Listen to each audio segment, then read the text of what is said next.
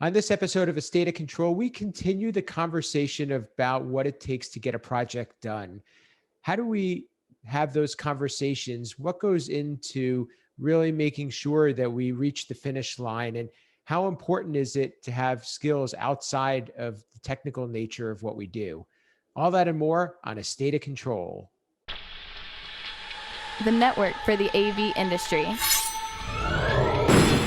What are you listening to? This is AV. This is AVNation. This is AVNation.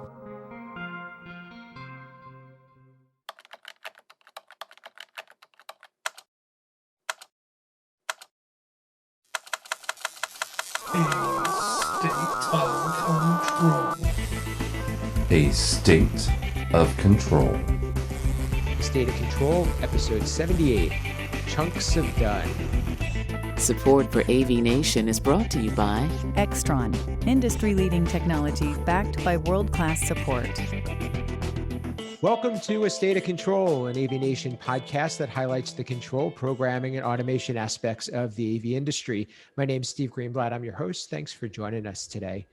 So today's show is a little bit special. We're going to be continuing the conversation we had in our last show. So in case you missed it, tune in to episode 77 called Done and Done, we're going to be talking a little bit more about what it takes to get a project done. And with me to have that conversation are two familiar guests, and I'll introduce them after I say hi to my partner here at A State of Control, none other than Rich Fregosa. How are you, Rich? Doing good. Mellow West Coast greetings, man. It's I'm telling you, the last time we got the band together, this is like we had Van Halen, now we got Van Hagar, they're both equally good, so you just it's just the whole big band's coming together. Absolutely. It's like a reunion tour. Next, we have two guests that have never been on the show together, but they've both frequent the show. And I'll tell you why I know that, because they both share the same last name, but are unrelated. First, I'll say hi to Bernard Morgan, who was on our last show from ICS Plus. How are you, Bernard? Doing well and glad to be back. Thanks for being here. And last but not least, we welcome back Troy Morgan from Pantech Design. How are you, Troy? Doing well. Happy to be here. These are always fun. We enjoy having you. So, as I mentioned last time, we talked about what it takes to get projects done. And we really had some great conversation. And that's why we're continuing the discussion, because we got a lot of good advice and insight, how to prevent problems, some ways that you can use your experience and expertise outside almost of the technical nature to navigate through trouble spots and really make good decisions to try to get projects done in an efficient and a productive manner. And as we said before, one of those goals is also to get paid. So Rich, let's take this from another angle. One of the things we didn't really dive into as much is what happens when you're in a tough spot. What happens when you're at somebody else's mercy and you need to get a project done, but we're all like smaller pieces in this bigger puzzle. A lot of times construction projects we're just small companies working with much bigger companies. So how do we exert our influence and help ourselves to get to that finish line? Well, I think that you have to consider whether you're newer in the industry or whether you're more established in the industry. And the toughest part and the hardest thing to learn is experience. You only get experience from being in the middle of it. And so when you're starting out, you'll get your gut feelings when things are about to go off the rail. You just don't have the experience to act on it.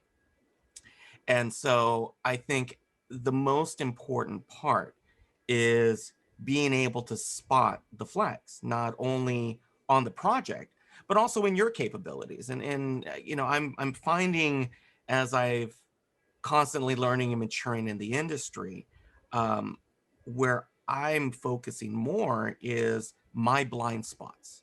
And a lot of times where you fall into trouble in a company on a project is not the project blind spots, it's your blind spots as a company and your execution. And it all comes down to process. And, you know, there are two great guests on here who focus on process in the beginning. And you know, one from developing a product and the other from supporting a project. And, you know, I'm on the other side, you know, and on the resi side and in dealing in bespoke, as much as I'd wish every project to be the same, I'm constantly dealing with personalities more often than not. And so depending on where your focus is and the type of industry that you're supporting, you have to learn the psychology of a project. And each project, whether it's commercial, education, government, residential, they're their very own organisms. And once you start to learn the biology of a project and work with it, and then build the experience on it, then you can start seeing things that are happening beforehand. But you know, if I had that complete answer, you know, I'd probably be in a different industry, I think. But honestly, flexibility and willingness, and it's silly, but you got to be able to approach a project with happiness and joy, even when you're in the weeds, because your counterparts are going to pick up on that. And if they feel that you are approaching a problem with resistance as opposed to approaching a problem with solutions, you know, there's always the saying that in a dialogue, it's both parties being open to one another. And what happens is if you're not open in a project, they'll feel that. And they'll feel that resistance, and then it just starts escalating. And so the biggest thing is learning how to de-escalate the entire situation first, because once you de-escalate, then they'll hear you. But if they're not going to hear you, that's where the issues come from. And I've always had a saying when I work with integrators and I work with other programmers is that, and I ask them a question, and the first thing that I ask them is, you've got two choices. Do you want to be right, or do you want to be heard? And you've got to make that decision right now. And once you make that decision, then that is going to determine the outcome of the situation. Well, I think another thing there, Rich, to add on to that, I think it's learning how to say no is hard. And it took me a long time to realize, to say, okay, the best interest is to say no. And I know there was a project we did with a gentleman on the phone here about 10 years ago that something landed in our lap, and it took me to say, there's no way we could do this. But I had to bring a solution to the table and just not say no. And the solution was, you need to bring two independents in to finish this project. And Troy and I happened to be both on that project when we looked at the project and said, there's no way with that timeline that someone can get this job done. So if we didn't step in there and say, no, this is not realistic, we would just get caught inside the blender of the project and being able to get everyone out of the project with a successful outcome. So I think, you know, that was the hardest thing to kind of tag on to yourself with the experiences. Know how to say no, but also come back with some type of solution. Yeah, I think to touch on what both of you said and sort of tie it all together, it's experience that gives you the ability or the confidence to be able to say no. And I don't know that you're really saying no. I think what we're sort of back to what Rich was saying is that you can be a positive influence on the situation, and instead of putting your foot down and you know, yelling and screaming and getting angry or whatever and saying no, what you have to be able to do is say, not quite the way, but if we do this, then we can get close to achieving the goal. And I think especially when you're new in any industry, you have sort of two types of people. You have people that are humble and confident at the same time, and then you have people that are not so humble at all, and don't know what they're doing and have no problem pretending like they do. And for me personally, and as many projects as I've been on, I look for those two dynamics because it's typically the guys that are out there talking a lot and sort of throwing their weight around that don't really know what's going on. And it's the ones that are the quiet ones paying attention and staying focused and being positive about whatever the situation is that you really want to sort of rally around and work with and have them sort of be a part of the team that's actually going to make it happen. And it's experience that teaches you these things, really, what to look for and how to sort of stay out of the mess, if you will. So there's a lot to unpack there. That gets into a lot of philosophical things, and but at the end of the day, it's people doing business with people, and there's character traits involved, both good and bad, and you have to deal with those too in order to be able to move a project forward in a positive manner. So let's talk about that a little bit more, because I think that's a really good point, and it's often overlooked in the fact that we're looked at as being this highly technical industry, and people hire us because of our technical expertise. But it sounds like there's as much value in knowing the business side and knowing also the project management and how to interface with people. Bernard, I'll let you chime in, because I know that you and I have experienced situations like this as well, just like you mentioned with Troy. And Rich touched on processes. How important is that in working through these situations? And I think one of the things that I know it's not good to ask a two-part question, but I think that it comes in enlightening people as to the value that we can bring, but also the respect that we need to be able to do our job. So I think one of the challenges that we have is that we develop something that no one can see until it's almost a finished project, a finished product. And I think if you're building a building, you would never frame the walls before the slab is in place, right? Before the foundation's poured. And I think that's what happens with a lot of the projects we work on, because people can't physically see us, the progress or what we're delivering at this time, or what we're working on. It's almost a leap of faith on their side, but we have to be able to communicate that and ensure them that we have checks and balances and processes in place to meet this deadline or meet this deliverable. And I think when people can't physically see that as the project is moving forward, it's really hard for people to conceptualize that. In a typical construction project, they put the slab down, the foundation, they put the walls up, they frame the walls, they can see progress. But what we do sometimes, that they can't physically see it. And at the same time, their first response is to throw more people at it. But sometimes you can have too many cooks in the kitchen. And that just once again comes back to process. At the beginning of a project, explaining what the milestones are, taking the time to explain, this is how long I need to get to between point A and point B, and this is what I need. But also talk about critical path items where, in order for me to move forward, I need these items in place, and explain why.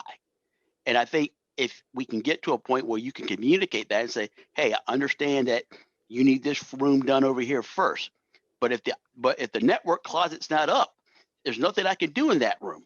And being able to express that instead of, once again, just saying no, but being able to explain it and find a reason behind, find a solution.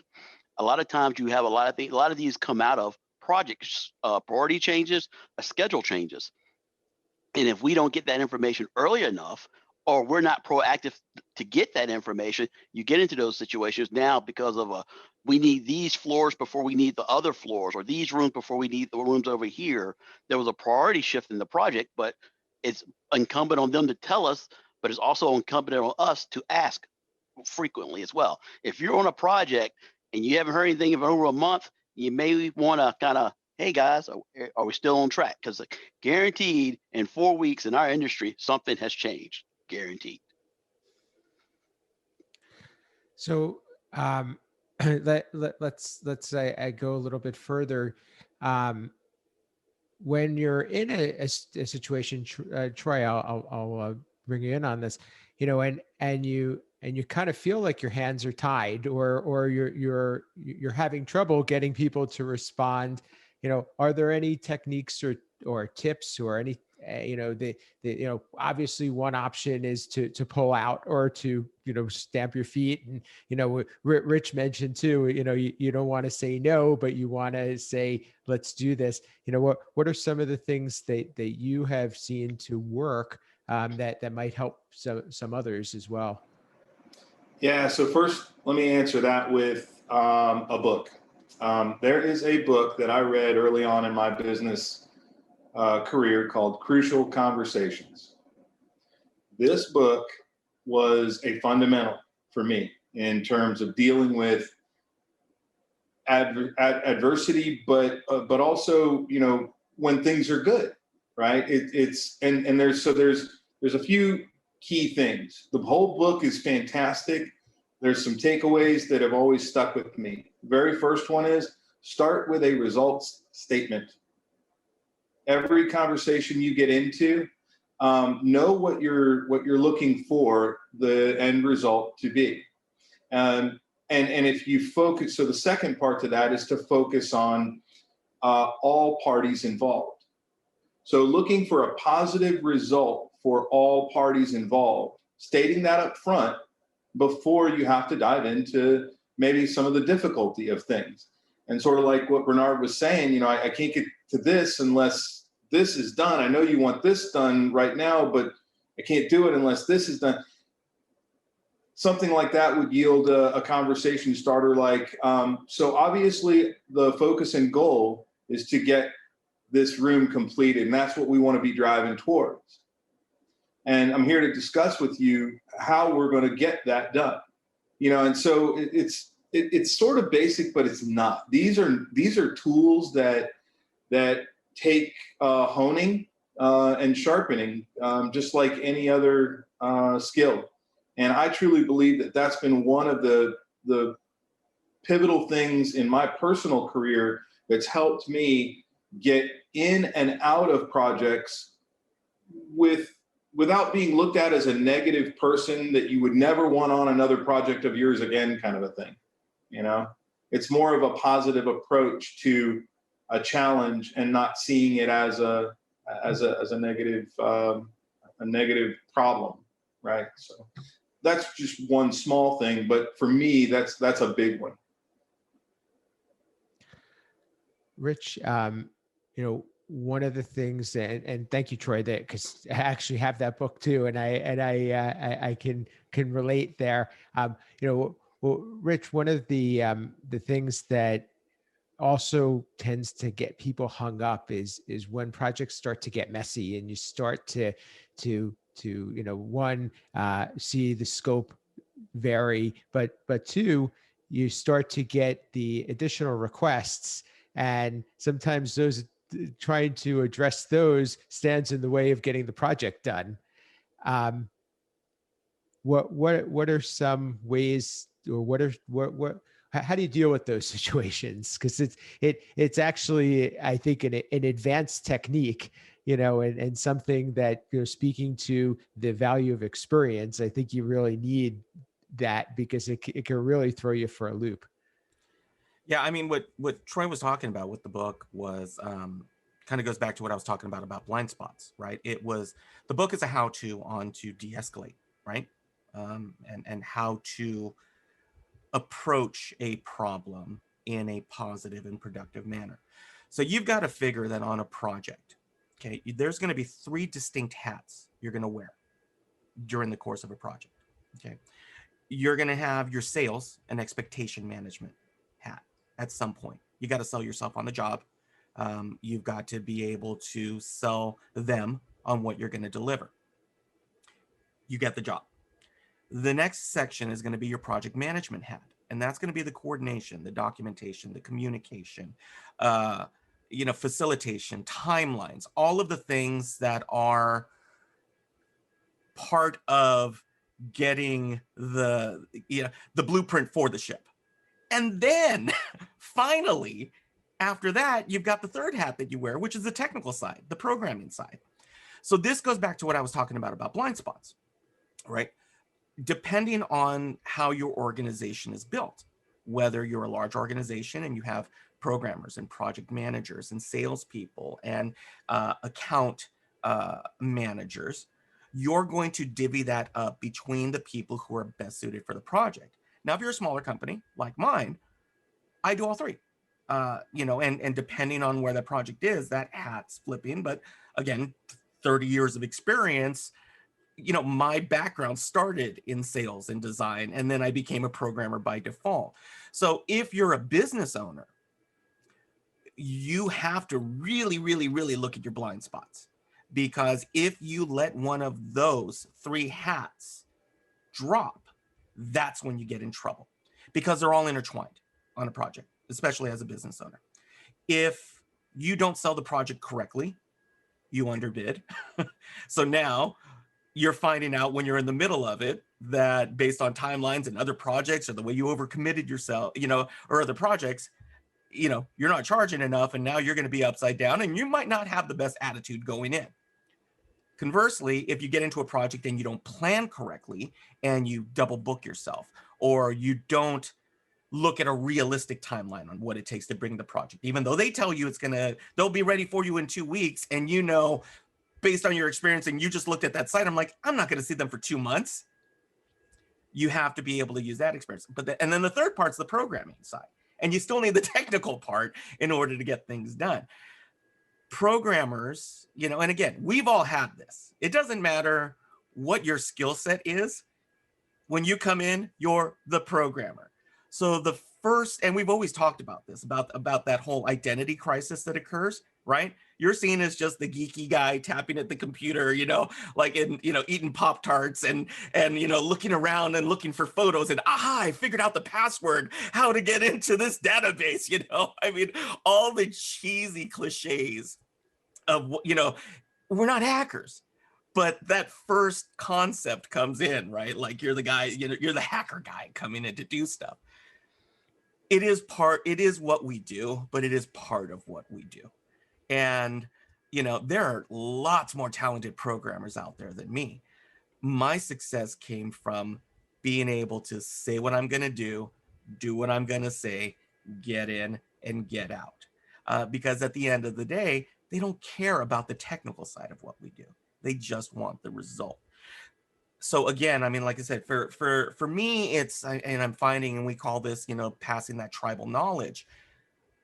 Be absolutely brutal with your blind spots, brutal with them, and then make that choice. Either you want to develop them, and if not, and you're honest about it, then you partner, you collaborate, you bring in others. And just like Troy and Bernard were saying at that point, it's okay to say, nah, I can't do this alone. Not I can't do this. I can't do it alone. And then you build from there. And then and that's exactly what Troy was talking about too, which is, you then become an integral part of the project. You become that solution-based partner in it.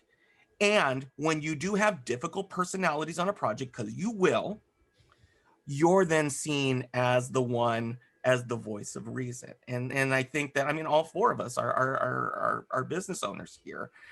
I think that's been our long-term secret of success, is to be able to say, hey, we're here to help you. We're not here to tell you I told you so. We're not here to stamp our feet. We may get frustrated. There may be other ways to do it. But in the end, we are here to serve. And it's coming from that place. And I think if you look at your organization and your culture as a place of service, then you can go, okay. And like Bernard said, be willing to say, I'm not saying no, I'm saying not the way you are seeing it. And then go on from there. So I think what you said is very relatable, and I'm sure we could all say that we've been in that situation, because I can't imagine only wearing one hat for the size company that we are, or or most small companies. So I think those are points very well taken. Um, Bernard, talk a little bit about that, because I know that you and I have had these conversations, and in needing to kind of be good cop and bad cop, and what inner conflict that tends to provoke.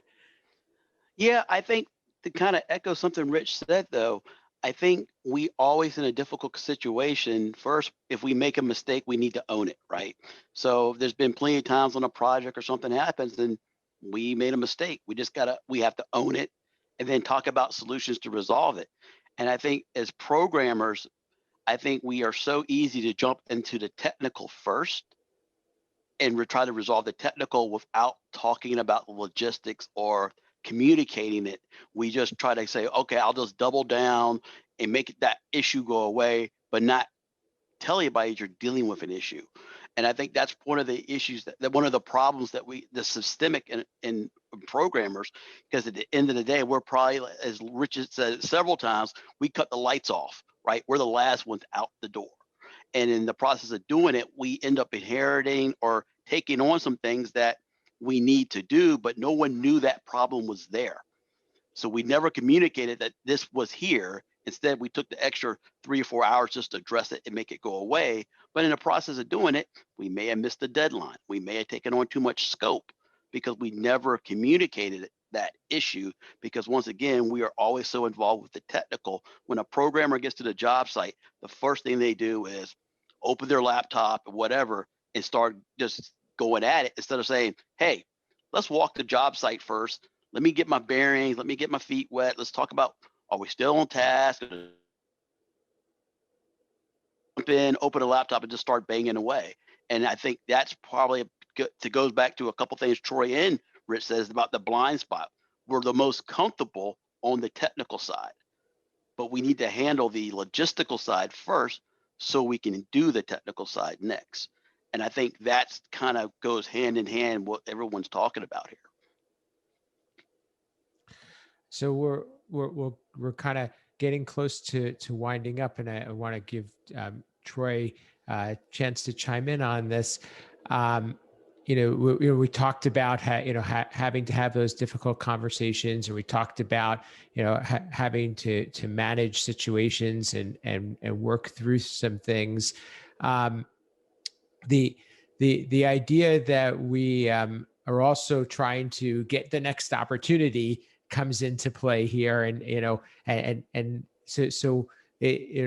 think a lot of these things tend to provide like kind of inner conflict, so to talk to me a little bit about working through that so that you can have the client doesn't think that you're just trying to finish so that you can be on your way and they're never going to see you again.